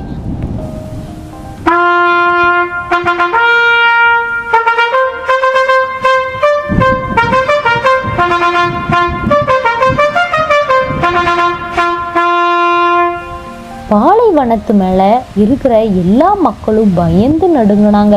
அப்போ மோசே எல்லா மக்களையும் புறப்பட வச்சு அவங்கள மலையோட அடிவாரத்துக்கு போக வச்சாரு. ஆண்டவர் சீனாய் மலை மேல நெருப்புல இறங்கினாரு. அதனால அந்த இடம் ஃபுல்லா புகை மூட்டமா இருந்துச்சு. சீனாய் மலை பயங்கரமா அதிர்ந்துச்சு.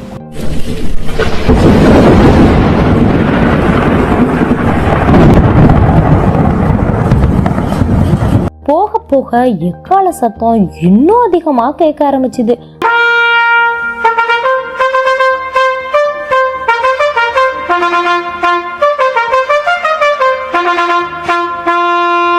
ஆண்டவர் சீனாய் மலையோட உச்சியில இறங்கினாரு. மோசேவை மலை உச்சிக்கு ஆண்டவர் கூப்பிட்டாரு. அப்போ ஆண்டவர் மோசேவை பார்த்து, ஜனங்கள் பார்க்கிறதற்கு எல்லையை கடந்து கர்த்தரிடத்தில் வராதபடிக்கும் அவர்களில் அநேகர் அழிந்து போகாதபடிக்கும் நீ இறங்கி போய் அவர்களை உறுதியாக எச்சரி. கர்த்தரின் சமூகத்தில் வருகிற ஆசாரியர்களும் கர்த்தர் தங்களுக்குள்ளே சங்காரம் பண்ணாதபடி தங்களை பரிசுத்தப்படுத்திக் கொள்ள வேண்டும். உடனே மோசே, மலையை சுற்றிலும் எல்லை குறித்து அதை பரிசுத்தப்படுத்துங்கள் என்று தேவரீர் எங்களை உறுதியாக எச்சரித்திருக்கிறீர். ஆகையால் ஜனங்கள் சீனாய் மலையின் மேல் ஏறி வரமாட்டார்கள். நீ இறங்கி போ, பின்பு நீயும் ஆரோனும் கூடி ஏறி வாருங்கள். ஆசாரியர்களும் ஜனங்களும் கர்த்தர் தங்களுக்குள்ளே சங்காரம் பண்ணாதபடிக்கு எல்லையை கடந்து கர்த்தரிடத்தில் வராதிருக்க கடவர்கள். இத மோசே மக்கள்கிட்ட அறிவிச்சாரு. ஆண்டவர் மக்களை பார்த்து சொன்ன வார்த்தைகள் என்னன்னா, உன்னை அடிமைத்தன வீடாகிய எகிப்து தேசத்திலிருந்து புறப்பட பண்ணின உன் தேவனாகிய கர்த்தர் நானே. என்னையன்றி உனக்கு வேறே தேவர்கள் உண்டாயிருக்க வேண்டாம்.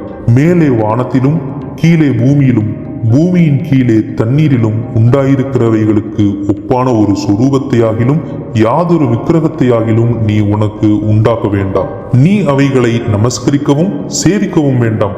உன் தேவனாகிய கர்த்தராயிருக்கிற நான் எரிச்சலுள்ள தேவனாயிருந்து என்னை பகைக்கிறவர்களை குறித்து பிதாக்களுடைய அக்கிரமத்தை பிள்ளைகளிடத்தில் 3ஆம் 4ஆம் தலைமுறை மட்டும் விசாரிக்கிறவராயிருக்கிறேன். என்னிடத்தில் அன்பு கூர்ந்து என் கற்பனைகளை கை கொள்ளுகிறவர்களுக்கோ 1000 தலைமுறை மட்டும் இரக்கம் செய்கிறவனாயிருக்கிறேன். உன் தேவனாகிய கர்த்தருடைய நாமத்தை வீணிலே வழங்காதிருப்பாயாக. கர்த்தர் தம்முடைய நாமத்தை வீணிலே வழங்குகிறவனை தண்டியாமல் விடார். ஓய்வு நாளை பரிசுத்தமாய் ஆசரிக்க நினைப்பாயாக. 6 நாளும் நீ வேலை செய்து உன் கிரியைகளை எல்லாம் நடப்பிப்பாயாக. 7ஆம் நாளோ உன் தேவனாகிய கர்த்தருடைய ஓய்வு நாள். அதிலே நீயானாலும் உன் குமாரனானாலும் உன் குமாரத்தியானாலும் உன் வேலைக்காரனானாலும் உன் வேலைக்காரியானாலும் உன் மிருக ஜீவனானாலும் உன் வாசல்களில் உள்ள அந்நியனானாலும் யாதொரு வேலையும் செய்ய வேண்டாம். கர்த்தர் 6 நாளைக்குள்ளே வானத்தையும் பூமியையும் சமுத்திரத்தையும் அவைகளில் உள்ள எல்லாவற்றையும் உண்டாக்கி 7ஆம் நாளிலே ஓய்ந்திருந்தார். ஆகையால் கர்த்தர் ஓய்வு நாளை ஆசீர்வதித்து அதை பரிசுத்தமாக்கினார். உன் தேவனாகிய கர்த்தர் உனக்கு கொடுக்கிற தேசத்திலே உன் நாட்கள் நீடித்திருப்பதற்கு உன் தகப்பனையும் உன் தாயையும் கனம் பண்ணுவாயாக. கொலை செய்யாதிருப்பாயாக. விபச்சாரம் செய்யாதிருப்பாயாக. களவு செய்யாதிருப்பாயாக. பிறனுக்கு விரோதமாக பொய்சாட்சி சொல்லாதிருப்பாயாக.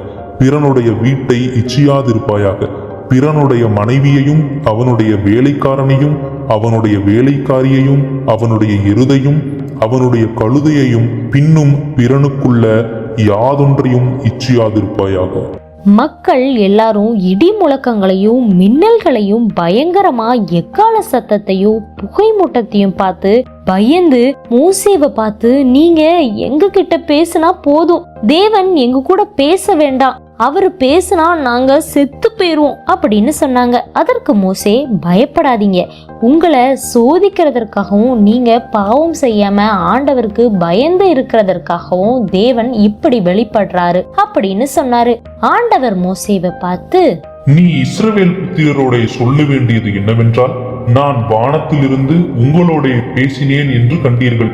நீங்கள் எனக்கு ஒப்பாக வெள்ளியினாலே தெய்வங்களையும் பொன்னினாலே தெய்வங்களையும் உங்களுக்கு உண்டாக்கவே வேண்டாம். மண்ணினாலே பலிபீடத்தை எனக்கு உண்டாக்கி அதின் மேல் உன் ஆடுகளையும் உன் மாடுகளையும் சர்வாங்க தகன பலியாகவும் சமாதான பலியாகவும் செலுத்துவாயாக. நான் என் நாமத்தை பிரஸ்தாபப்படுத்தும் எந்த ஸ்தானத்திலும் உன்னிடத்தில் வந்து உன்னை ஆசீர்வதிப்பேன். எனக்கு கல்லினால் பலிபீடத்தை உண்டாக்க வேண்டுமாகில் அதை வெட்டின கல்லுகளால் கட்ட வேண்டாம். அதின் மேல் உளியிட்ட உடனே அதை அசுசிப்படுத்துவாய். என் பலிபீடத்தின் மேல் உன் நிர்வாணம் காணாதபடிக்கு படிகளால் அதின் மேல் ஏறவும் வேண்டாம். இதுக்கப்புறம் இஸ்ரவேல் மக்களுக்கு அவங்க எப்படி வாழணும், எப்படி நடக்கணும், நிறைய சட்டத்திட்டங்களை ஆண்டவர் கொடுத்தாரு. இதுக்கப்புறம் ஆண்டவர் மோசேட்ட ஆரோனையும் நாதாப்பும் அபியூவையும் அவங்க கூட இஸ்ரவேல் உள்ள பெரியவங்க 70 பேரை ஆண்டவர்கிட்ட கூட்டிட்டு வர சொன்னாரு. ஆண்டவரோட எல்லா சட்டத்திட்டங்களையும் மோசே இஸ்ரவேல் மக்களுக்கு சொல்லும் போது அவங்க ஆண்டவரோட வார்த்தையின்படி செய்வோம் அப்படின்னு சொன்னாங்க. மோசே மலையில இருந்து இறங்கி வந்ததுக்கு அப்புறம் ஆண்டவர் சொன்ன வார்த்தைகள், நியாயங்கள் எல்லாத்தையும் மக்களுக்கு சொன்னாரு. அதுக்கப்புறம் மக்கள் எல்லாரும் நாங்க கர்த்தர் சொன்ன வார்த்தையின்படி செய்வோம்னு சொன்னாங்க. மோசே மலையோட அடிவாரத்துல ஒரு பலிபீடத்தை கட்டி இஸ்ரவேலரோட 12 கோத்திரங்களுக்கு 12 தூண்களை நிறுத்தினான். ஆண்டவருக்கு சமாதான பலிகளா காளைகளை பலியிட்டாரு. அந்த இரத்தத்தை எடுத்து மக்கள் மேல தெளிச்சு ஆண்டவர் கொடுத்த வார்த்தைகளுக்கு உங்க கூட பண்ற உடன்படிக்கையின் ரத்தம் இதுதான் அப்படின்னு சொன்னாங்க. அதுக்கப்புறம் கர்த்தர் மோசேவை பார்த்து, நீ மலையின் மேல் என்னிடத்திற்கு ஏறி வந்து அங்கே இரு. நான் உனக்கு கற்பலகைகளையும் நீ அவர்களுக்கு உபதேசிப்பதற்கு நான் எழுதின நியாய பிரமாணத்தையும் கற்பனைகளையும் கொடுப்பேன் அப்படின்னு சொன்னாரு. உடனே மோசே தன்னோட ஊழியக்காரன் யோசுவாவோட சேர்ந்து ஆண்டவர்கிட்ட மலைக்கு ஏறி போறதுக்கு முன்னாடி மூப்பர்களை பார்த்து, நாங்க திரும்பி வர எங்களுக்காக இங்க காத்துருங்க. ஆரோனும் ஊரும் உங்க கூட இருப்பாங்க. உங்களுக்கு ஏதாவது வேணும்னா அவங்க கிட்ட போலாம். மோசே மலையில ஏறும்போது ஒரு மேகம் மலைய மூடிச்சு. கர்த்தரோட மகிமை சீனாய் மலையில தங்கி இருந்துச்சு. மேகம் 6 நாள் மலைய மூடி இருந்துச்சு. 7வது நாள் கர்த்தர் மேகத்திற்கு நடுவுல இருந்து மோசேவை கூப்பிட்டாரு. மலையில கர்த்தருடைய மகிமையின் காட்சி இஸ்ரவேல் மக்களோட கண்களுக்கு பட்சிக்கிற அக்கினி போல இருந்துச்சு. மோசே மலையில இரவும் பகலும் 40 நாள் தங்கியிருந்தாங்க. ஆண்டவர் மோசேட்ட இஸ்ரவேல் மக்கள்கிட்ட இருந்து எனக்கு காணிக்க கொண்டு வரும்படி சொல்லு. மனப்பூர்வமா உற்சாகமா கொடுக்கறவங்க கிட்ட காணிக்க வாங்குங்க. நீ அவங்க கிட்ட வாங்க வேண்டிய காணிக்கைகள் என்னன்னா, பொன், வெள்ளி, வெண்கலம், இளநீல நூல், இரத்தாம்பர நூல், சிவப்பு நூல், மெல்லிய பஞ்சு நூல், வெள்ளாட்டு மயிர், சிவப்பு தீர்ந்த ஆட்டுக்கடாத்தோல், தகசு தோல், சீத்தீம் மரம் விளக்கெண்ணெய், பரிமள வர்க்கங்களும் சுகந்த வர்க்கங்களும் கோமேதக கற்களும் ரத்தனங்களுமே. இஸ்ரவேல் மக்களோட தங்க எனக்கு ஒரு பரிசுத்த இடத்தை அவங்க உண்டாக்கட்டும் அப்படின்னு ஆண்டவர் சொன்னாரு. ஆண்டவர் மோசேக்கு அந்த இடம் எப்படி இருக்கணும், அங்க உள்ள பொருட்கள் எப்படி இருக்கணும் அப்படின்னு காண்பிச்சார். அதன்படியே செய்ய சொன்னார். ஆண்டவர் அந்த வாசஸ்தலம் எப்படி இருக்கணும், எந்த டிசைன்ல இருக்கணும், எந்த அளவுல இருக்கணும்னு ரொம்ப டீடைல்டா எக்ஸ்பிளைன் பண்ணாரு. இதுக்கப்புறம் பலிபீடம் கட்ட ஆண்டவர் டிசைன் மற்றும் அளவுகளை மோசேக்கு காண்பிச்சாரு. ஆரோனும் அவன் பசங்களும் ஆண்டவருக்கு ஆசாரிய ஊழியம் செய்ய தேர்வு செஞ்சாங்க. அவங்க போட்டுக்க பரிசுத்த வஸ்திரம் எப்படி இருக்கணும்னு ஆண்டவர் மோசேக்கு காண்பிச்சாரு. இதுக்கப்புறம் எப்படி பலிகள் செலுத்தணும் சொல்லி கொடுத்தாரு. இந்த ஒவ்வொரு டிசைனும் அளவுகளும் நீங்க டீட்டெயில்டா தெரிஞ்சுக்கணும்னு ஆசைப்பட்டீங்கன்னா யாத்ராகமும் 25வது அதிகாரத்துல இருந்து யாத்ராகமும் 31வது அதிகாரம் வர பொறுமையா படிச்சீங்கன்னா தெரிஞ்சுக்கலாம். சீனாய் மலையில ஆண்டவர் மோசேவோட பேசி முடிச்சதுக்கு அப்புறம் அவரோட விரல்களால எழுதப்பட்ட சாட்சியின் கற்பலகைகள் 2 மோசேட்ட கொடுத்தாரு. மோசே மலையில இருந்து இறங்கி வர்றதுக்கு லேட் ஆகிறத பார்த்த இஸ்ரவேல் மக்கள் கூட்டமா கூடி ஆரோன்ட்ட போய், எகிப்துல இருந்து எங்களை கூட்டிட்டு வந்த மோசேவுக்கு என்ன ஆச்சுன்னு எங்களுக்கு தெரியல, அதனால நீங்க எங்களுக்கு தெய்வங்களை உண்டு பண்ணுங்க அப்படின்னு சொன்னாங்க. உடனே ஆரோன், உங்கள் மனைவிகள்கிட்ட பிள்ளைங்கள்ட்ட இருக்கிற தங்கங்களை என்கிட்ட கொண்டு வாங்க அப்படின்னு சொன்னார். மக்களும் தங்கங்களை ஆரோன்ட்ட கொண்டு வந்து அந்த தங்கங்களை வச்சு ஒரு கன்றுக்குட்டிய ஆரோன் செய்து, உங்களை எகிப்துல இருந்து கூட்டிட்டு வந்த தெய்வங்கள் இவைகள் தான் ஆரோன்னு சொன்னாரு. மக்களும் அந்த தெய்வங்களுக்கு பலிபீடத்தை கட்டி பலிகளை செலுத்தினாங்க. அப்போ ஆண்டவர் மோசேவை பார்த்து, நீ இறங்கி போ. எகிப்து தேசத்திலிருந்து நீ நடத்தி கொண்டு வந்த உன் ஜனங்கள் தங்களை கெடுத்துக் கொண்டார்கள். அவர்களுக்கு நான் விதித்த வழியை அவர்கள் சீக்கிரமாய் விட்டு விலகினார்கள். அவர்கள் தங்களுக்கு ஒரு கன்றுக்குட்டியை வார்ப்பித்து அதை பணிந்து கொண்டு அதற்கு பலியிட்டு, இஸ்ரவேலரே, உங்களை எகிப்து தேசத்திலிருந்து அழைத்து கொண்டு வந்த உங்கள் தெய்வங்கள் இவைகளே என்று சொன்னார்கள். இந்த ஜனங்களை பார்த்தேன், இவர்கள் வணங்கா கழுத்துள்ள ஜனங்கள். ஆகையால் என் கோபம் இவர்கள் மேல் மூலவும் நான் இவர்களை அழித்து போடவும் நீ என்னை விட்டுவிடு. உன்னை ஒரு பெரிய ஜாதியாக்குவேன்.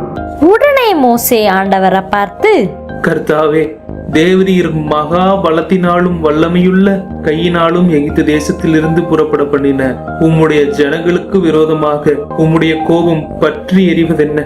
மலைகளில் அவர்களை கொன்று போடவும், பூமியின் மேல் இராதபடி அவர்களை நிர்மூலமாக்கவும், அவர்களுக்கு தீங்கு செய்யும் பொருட்டே அவர்களை புறப்பட பண்ணினார் என்று எகிப்தியர் சொல்லுவானே. உம்முடைய கோபத்தின் உக்கிரத்தை விட்டு திரும்பி உமது ஜனங்களுக்கு தீங்கு செய்யாதபடி அவர்கள் மேல் பரிதாபம் கொள்ளும். உமது தாசராகிய ஆபிரகாமையும் ஈசாக்கையும் இஸ்ரவேலையும் நினைத்தருளும். உங்கள் சந்ததியை வானத்து நட்சத்திரங்களைப் போல பெருக பண்ணி நான் சொன்ன இந்த தேசம் முழுவதையும் உங்கள் சந்ததியார் என்றைக்கும் சுதந்திரித்துக் கொள்ளும்படிக்கு அவர்களுக்கு கொடுப்பேன் என்று உம்மை கொண்டே அவர்களுக்கு ஆணையிட்டு சொன்னீரே அப்படின்னு ஆண்டவர்கிட்ட கெஞ்சினாரு மோசே. உடனே ஆண்டவர் ஜனங்களுக்கு செய்ய நினைச்ச தீங்க செய்யாம பரிதாபப்பட்டார். இதுக்கப்புறம் மோசே மலையில இருந்து இறங்கினார். சாட்சி பலகைகள் 2 அவர் கையில இருந்துச்சு. அந்த பலகைகள் தேவனால எழுதப்பட்டு இருந்துச்சு. மோசே மக்கள் இருக்கிற இடத்துக்கு பக்கத்துல வரும்போது அந்த கன்றுக்குட்டியையும் மக்கள் நடனம் ஆடுறதையும் பார்த்து மோசேக்கு பயங்கர கோபம் வந்துச்சு. உடனே அவர் கையில இருந்த பலகைகளை மலையில எரிஞ்சு உடைச்சிட்டாரு. அவங்க செஞ்சு வச்சிருந்த கன்றுக்குட்டியும் எடுத்து நெருப்புல போட்டு அழிச்சிட்டாரு. அப்ப மோசே ஆரோனை பார்த்து, நீ இந்த ஜனங்கள் மேல் இந்த பெரும் பாதகத்தை சுமத்துகிறதற்கு இவர்கள் என்ன செய்தார்கள்? உடனே ஆரோன், என் ஆண்டவனுக்கு கோபம் மூளாதிருப்பதாக. இது பொல்லாத ஜனம் என்று நீர் அறிந்திருக்கிறீர். இவர்கள் என்னை நோக்கி, எங்களுக்கு முன் செல்லும் தெய்வங்களை எங்களுக்கு உண்டு பண்ணும். எகிப்து தேசத்திலிருந்து எங்களை அழைத்து கொண்டு வந்த அந்த மோசேக்கு என்ன சம்பவித்ததோ அறியோம் என்றார்கள். அப்பொழுது நான், பொன்னுடைமை உடையவர்கள் எவர்களோ அவர்கள் அதை கலற்றித்தர கடவர்கள் என்றேன். அவர்கள் அப்படியே செய்தார்கள். அதை அக்கினியிலே போட்டேன். அதிலிருந்து இந்த கன்றுக்குட்டி வந்தது. இதையெல்லாம் பார்த்துட்டு மோசே, கர்த்தர் பக்கம் இருக்கிறவங்க எல்லாம் யாரு? அவங்கெல்லாம் ஏன்ட்ட வாங்க அப்படின்னு சொன்னாரு. உடனே லேவி கோத்திரத்தை சேர்ந்தவங்க மோசேட்ட வந்தாங்க. மோசே அவங்கள பார்த்து, உங்களில் ஒவ்வொருவனும் தன் பட்டயத்தை தன் அறையிலே கட்டிக்கொண்டு பாளையமெங்கும் உள்ளும் புறமும் வாசலுக்கு வாசல் போய் ஒவ்வொருவனும் தன் தன் சகோதரனையும் ஒவ்வொருவனும் தன் தன் சிநேகிதனையும் ஒவ்வொருவனும் தன் தன் அயலானையும் கொன்று போட கடவன் என்று இஸ்ரவேலின் தேவனாகிய கர்த்தர் சொல்லுகிறார் அப்படின்னு சொன்னாரு. அவங்களும் மோசே சொன்ன மாதிரியே செஞ்சாங்க. அன்னைக்கு ஏறக்குறைய 3000 பேர் மரிச்சாங்க. அடுத்த நாள் மோசே, நீங்க எல்லாரும் பயங்கரமான பாவம் செஞ்சிட்டீங்க. உங்களுக்கு பாவ நிவர்த்தி எதுவும் கிடைக்குமான்னு கர்த்தர்கிட்ட போய் கேட்டுட்டு வரேன்னு மலை மேல ஏறினாரு மோசே. மோசே ஆண்டவர்கிட்ட, இந்த மக்கள் பொண்ணுனால அவங்களுக்கு தெய்வங்களை உண்டாக்கிட்டாங்க, மகா பெரிய பாவத்தை செஞ்சிட்டாங்க. ஆனாலும் நீங்க அவங்க பாவத்தை மன்னிப்பீங்கன்னா மன்னிங்க, இல்லனா உங்களோட புஸ்தகத்துல என்னோட பெயரை கிறுக்கி போடுங்க அப்படின்னு சொன்னாரு. உடனே கர்த்தர் மோசேவை பார்த்து, எனக்கு விரோதமாய் பாவம் செய்தவன் எவனோ அவன் பெயரை என் புஸ்தகத்திலிருந்து கிறுக்கி போடுவேன். இப்பொழுது நீ போய் நான் உனக்கு சொன்ன இடத்துக்கு ஜனங்களை அழைத்து கொண்டு போ. என் தூதனானவர் உனக்கு முன் செல்லுவார். ஆகினும் நான் விசாரிக்கும் நாளில் அவர்களுடைய பாவத்தை அவர்களிடத்தில் விசாரிப்பேன். இதுக்கப்புறம் ஆண்டவர் மோசேவை பார்த்து, நீயும் இஸ்ரவேல் மக்களும் நான் வாக்கு கொடுத்த பாலும் தேனும் ஓடுற தேசத்துக்கு கிளம்புங்க அப்படின்னு ஆண்டவர் சொன்னாரு. மோசே அவரோட கூடாரத்தை ஜனங்களை விட்டு தள்ளி அமைச்சு அதுக்கு ஆசரிப்பு கூடாரம்னு பேர் வச்சாரு. அங்க ஆண்டவர் மோசேட்ட ஒரு நண்பன் கூட பேசுற மாதிரி முகமுகமா பேசினாரு. மோசே ஆண்டவர்கிட்ட தங்களோட பிரயாணத்துல அவரும் கூட வரும்படியா கேட்டுக்கிட்டான். மோசே ஆண்டவரோட மகிமைய பார்க்கணும்னு கேட்டான். அதுக்கு ஆண்டவர், நீ என் முகத்தை காண மாட்ட. ஒரு மனுஷனும் என்னை கண்டு உயிரோடு இருக்க கூடாது. இதோ என் அண்டையில் ஒரு இடம் உண்டு. நீ அங்கே கண்மலையில் நில்லு. என் மகிமை கடந்து போகும்போது நான் உன்னை அந்த கண்மலையின் வெடிப்பிலே வைத்து நான் கடந்து போகும் மட்டும் என் கரத்தினால் உன்னை மூடுவேன். பின்பு என் கரத்தை எடுப்பேன். அப்பொழுது என் பின்பக்கத்தை காண்பாய், என் முகமோ காணப்படாது. அப்புறம் கர்த்தர் மோசேவை பார்த்து, முன்னாடி நீ உடைச்சு போட்ட கற்பலகைகள் மாதிரியே வேற 2 கற்பலகைகள் எடுத்துட்டு வா அப்படின்னு சொன்னாரு. மோசேவும் காலையிலேயே எந்திரிச்சு சீனாய் மலைக்கு ஏறி போனார். அங்க கர்த்தரை கூப்பிடும்போது ஆண்டவர் அவனுக்கு முன்னாடி கடந்து போனாரு. மோசே உடனே தரையில விழுந்து ஆண்டவரை பணிஞ்சுக்கிட்டாரு. அங்க ஆண்டவர் இஸ்ரவேல் மக்களை கூட்டிட்டு போற பாலும் தேனும் ஓடுற தேசத்துல மக்கள் என்னெல்லாம் பண்ணணும்னு ஆண்டவர் சொல்லி கொடுத்தாரு. இதுக்கப்புறம் மோசே ஆண்டவர் எழுதி கொடுத்த சாட்சி பலகைகளை எடுத்துட்டு சீனாய் மலையில இருந்து இறங்கினாரு. ஆண்டவர் அவர் கூட பேசினதுனால மோசேவோட முகம் பிரகாசமா இருந்தது அவருக்கு தெரியல. ஆண்டவர் மோசேட்ட பேசின எல்லாத்தையும் இஸ்ரவேல் மக்கள்கிட்ட சொன்னாரு. இஸ்ரவேல் மக்கள் மோசேவோட முகம் பிரகாசமா இருக்கிறத பார்த்தாங்க. இதுக்கப்புறம் மோசே ஆண்டவர் சொன்ன மாதிரியே அவர் தங்க ஒரு வாசஸ்தலத்தை இஸ்ரவேல் மக்களை வச்சு செய்து முடிச்சாரு. ஆண்டவர் சொன்ன மாதிரியே அந்த வாசஸ்தலம் வந்திருக்கிறத பார்த்து மோசே மக்களை ஆசீர்வதிச்சாரு. இதுக்கப்புறம் 2வது வருஷம் 1 மாதம் 1 தேதியில அந்த ஆசரிப்பு கூடாரத்தை ஸ்தாபிச்சாங்க. ஆண்டவர் மோசேவுக்கு சொல்லி கொடுத்த மாதிரியே ஆசரிப்பு கூடாரத்துல இருந்து ஆசாரியர்கள் ட்ரெஸ் வர எல்லாமே ஒழுங்கா பெர்ஃபெக்ட்டா செஞ்சு முடிச்சிருந்தாங்க. அப்போ ஒரு மேகம் ஆசரிப்பு கூடாரத்தை மூடிருச்சு. கர்த்தரோட மகிமை அந்த இடத்தை நிரப்புச்சு. அதனால மோசேயால கூடாரத்துக்குள்ள போக முடியாம இருந்துச்சு. அந்த இடத்துல இருந்து மேகம் மேல போகும்போது மக்கள் பிரயாணம் பண்ண ஆரம்பிப்பாங்க. மேகம் எழும்பாம இருந்துச்சுன்னா அது எழும்புற வர பிரயாணம் பண்ணாம காத்திருப்பாங்க. இப்படி இஸ்ரவேல் மக்கள் பண்ணும் பிரயாணத்துல பகல்ல கர்த்தரோட மேகமும் இரவுல அக்கினியும் வாசஸ்தலத்திற்கு மேல தங்கி இருந்துச்சு.